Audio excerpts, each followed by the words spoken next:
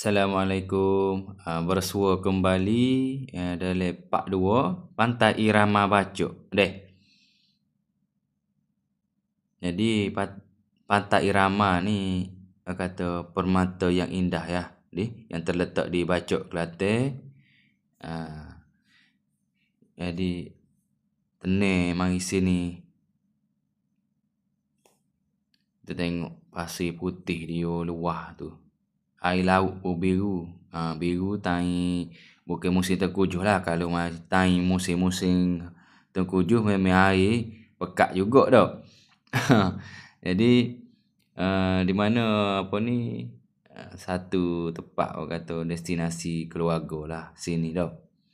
Jadi kalau waktu pagi tu suasana dia damai, udara pun segar. Jadi boleh jadi tempat pilihan lah untuk berjoging ataupun berjalan santai sambil menyusuri gigi air.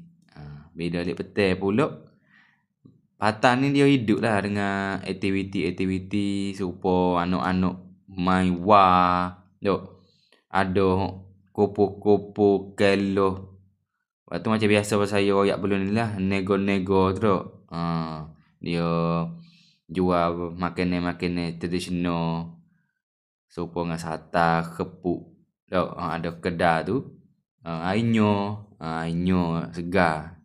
Kena.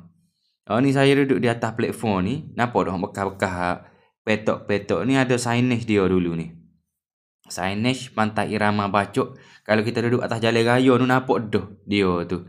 Dengan spotlight apa lah ni tak ada dah. Sebabnya saya ngelah mari tu tengok banyak hakisah yang berlaku ke besi tu. Besi tu makin menipis.